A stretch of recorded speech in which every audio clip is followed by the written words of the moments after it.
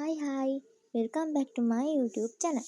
ගොඩක් අය කිව්වා පළවෙනි පාඩම වගේම දෙවෙනි පාඩමෙනුත් MCQ point ටිකයි රචනා ප්‍රශ්න ටිකයි අරගෙන ඉන්න කියලා. ඉතින් මම එයාලා වෙනුවෙන් තමයි අද වීඩියෝ එක අරගෙන ආවේ. එහෙනම් අපි වැඩි කතාවක් නැතුව යමු අද අපේ වීඩියෝ එකට.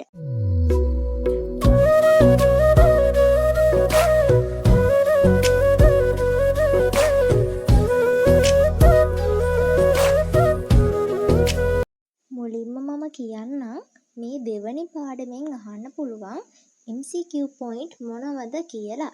අපි පළවෙනි පාඩමේ ලියාගත්තා වගේ පිළිවෙලකට දෙවෙනි පාඩමෙත් අහන්න පුළුවන් MCQ point ටික පිළිවෙලට ලියාගෙන යමු. පළවෙනි point එක දාගන්න හැඳින්වීම කියලා. හැඳින්වීම කොටස් 4කින් තියෙනවා. අපි හතරම ලියාගමු. එතකොට අපිට පිළිවෙලකට බලන්න ලේසි නිසා. පළවෙනි එක පෘථූල අර්ථය. ඒකේ තේරුම දැනගත් දේ දැන ගැනීම. දෙවෙනි අර්ථය ඉංග්‍රීසි අර්ථය. ඒකෙන් කියන්නේ කොමියුනිකේෂන්. ඊළඟට සිංහල අර්ථය මනවින් දැනුම් දීම. එතකොට දෙමළ අර්ථය තෝඩර් පාඩල්. ඒ කියන්නේ සබඳතා පැවැත්වීම. ඊළඟ පොයින්ට් එක ස්වභාවය. ස්වභාවය කියලා දාලා ඔයාලා මං කියන ටික පිළිවෙලකට පොයින්ට් වශයෙන් ලියන්න. අරමුණු සහගත බව, සංකේතාත්මක බව, සන්දර්භානුගත බව, ක්‍රියාපටිපාටියකි, ඒකමාර්ගික මෙන්ම ද්විමාර්ගික වීම, sannivedana බලය වීම. මම මේ කියන්නේ MCQ point. ඒ වගේම ඔයාලා ඒ ස්වභාවයේ තියෙන සරල අර්ථයත් ඔයාලා ඔලුවට දාගෙන යන්න. ඊළඟ පොයින්ට් එක මූලිකාංග. මූලිකාංග කියලා පොයින්ට් එක දාලා ඔයාලා පිළිවෙලට මූලිකාංග ටික ලියාගෙන යන්න. sannivedakaya, ආකේතකරණය, සංදේශය, නාලිකාව, ග්‍රාහකයා, විකේතකරණය, ප්‍රතිපෝෂණය, ഘോഷා, අත්දැකීම් පසුතලය, සන්දර්භය, බලපෑම.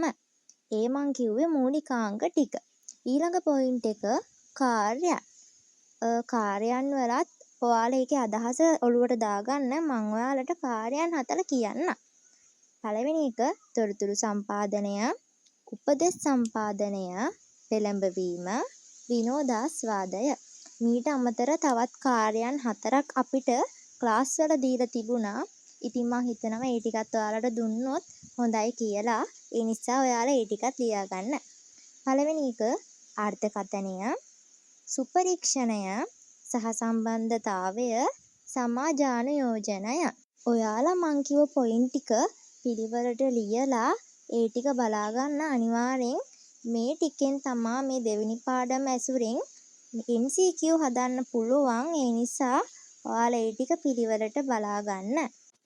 අපි දැන් ඊළඟට කතා කරමු දෙවෙනි පාඩමෙන් අහන්න පුළුවන් රචනා ප්‍රශ්න මොනවද කියලා.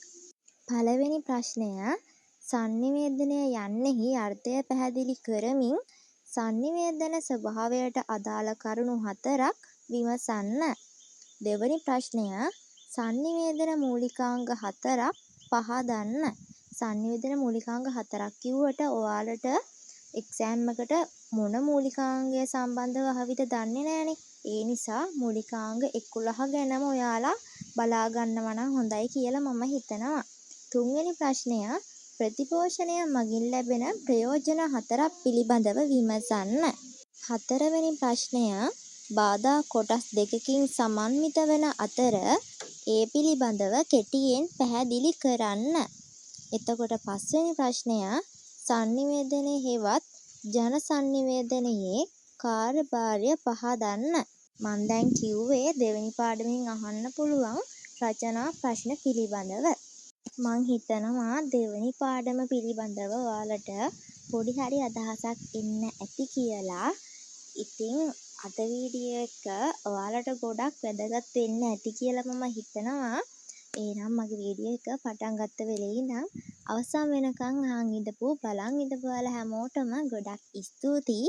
ඒ වගේම මගේ channel එකට අලුත් කෙනෙක් නම් මාව subscribe කරලා නොදන්න යාළුවෙක්ටත් share කරන්න කියලා මං ආදරෙන් මතක් කරනවා.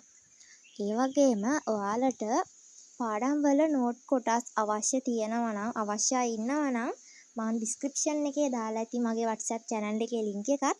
ඔයාලට නෝට් අවශ්‍යයි ඉන්නවා නම් ඒ channel එකට join වෙන්න කියලා මම මතක් කරනවා. අනිත් පාඩම් වලත් මේ විදියට ගේන්න බලාපොරොත්තු වෙනවා. ඔයාලට ඊළඟට ඕන අමාරු පාඩම් තියෙනවා නම් මට අනිවාර්යෙන් කමෙන්ට් එකක් දාගෙන යන්න. එහෙනම් හැමෝම පරිස්සමින් සතුටින් පාඩම් වැඩ ටික කරගෙන හොඳට ඉන්න කියලා මම ආයෙ මතක් කරන ගමන් මම මේ වීඩියෝ එක අවසන් කරනවා. බයි බයි.